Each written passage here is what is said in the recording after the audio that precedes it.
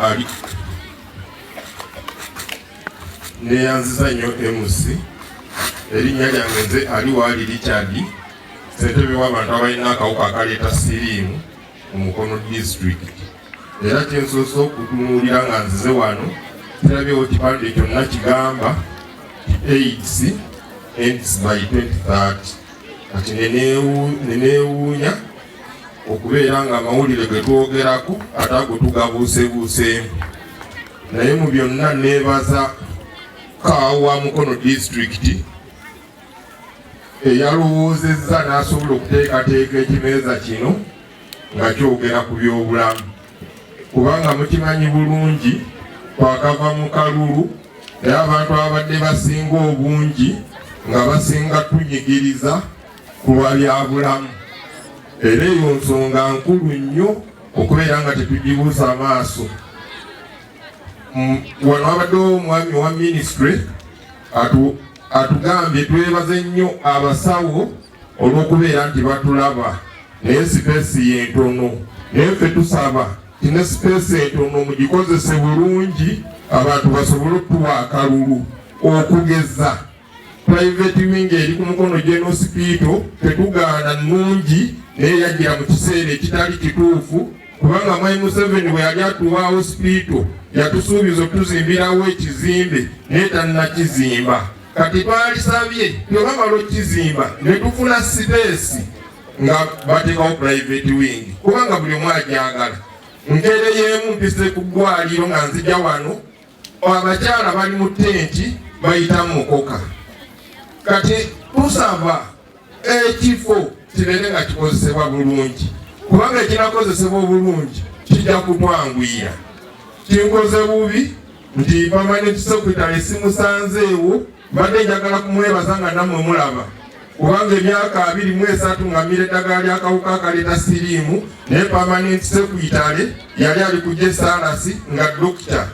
Kati mbadde njagala mwebalize wano olw'ebyo byankozeemu, kubanga nze buli lwe ngenda mu kalulu ntiikinga Museveni lwa ddagala. Ku myaka 38 nalibadde siri wano, ku myaka 38 nalibadde nfudde.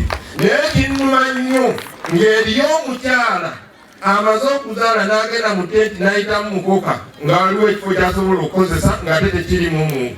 Kati kyetusaba tutwetereze, kubanga kitukuba mu kalulu n'oyogera siriimu bannamu omusajja atujjanjabye buli mwezi ava emitwalo 15 okubeerawo, oli n'agamba nti nze mukyala wange yazadde naye baludde mu tenti. Tubeere bantu balamu, tukozese bulungi ebintu bitukoleko. Private wing ebo bakinjogerako mukama wange semberere. Waliwo ekipande ekinene ti private wing. Abakula amannyo bali mu private wing.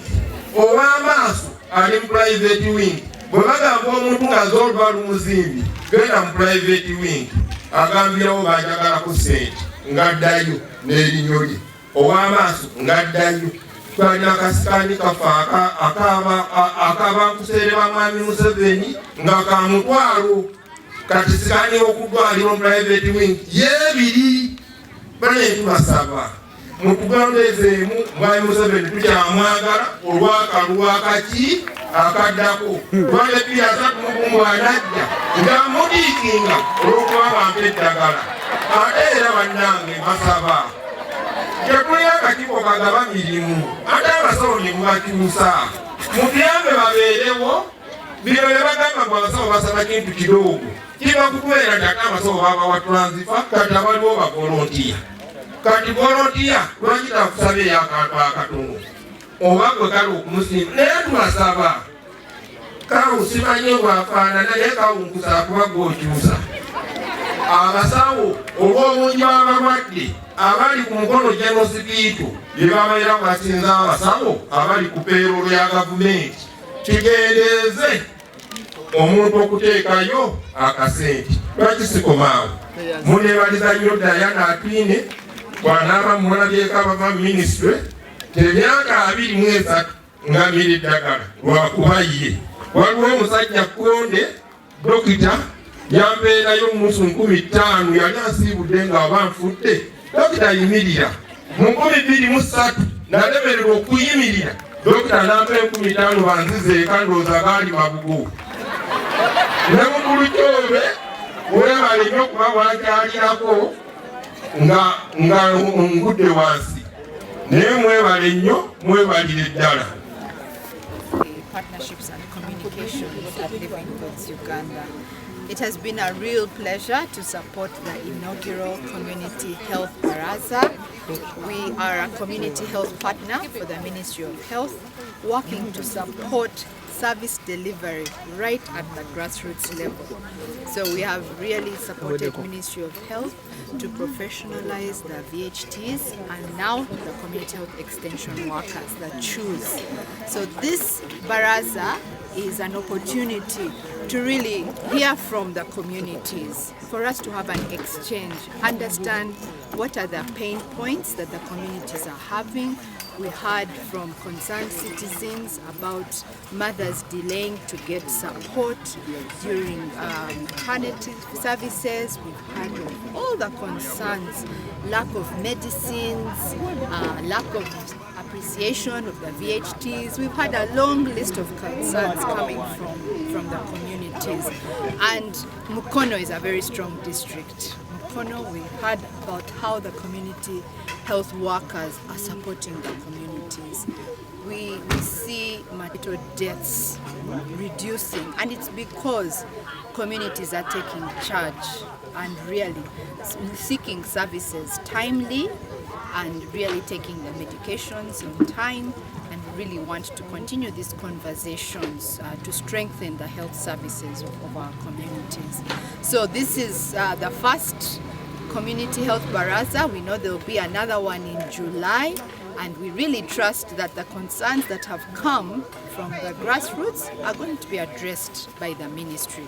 We've had the director here representing the permanent secretary to really see how do we strengthen. The VHTs play a very critical role. The CHOOS play a very critical role in providing door-to-door services. When a woman of reproductive age knows that she's expecting, it is the community health worker who goes and ensures that this mother understands the importance of seeking health care timely, going for all the antenatal, after delivery, are they, checking on this newborn. Service ziba za kusasulibwa ogenda mu private ate nga tokakibwa. Abantu abasinga obungi bwe balaba private wing mu ddwaliro lyaffe ery'Emukono balowooza nti oba oli awo eddagala ogenda e Kawempe era akulira eddwaliro ly'e Kawempe ayogedde naffe wala ate n'ejjaamu naye mungi. Ne tusalawo ne tuwatirawo eddwaliro ly'e Kayunga kubanga ku lw'e Kayunga jaamu si mungi nnyo. Kikoze bulungi era neeyongera okwebaza district olwa Katoogo. Mbadde sinajja wano mpitidde Katoogo era neebaza Dr. Mulindo.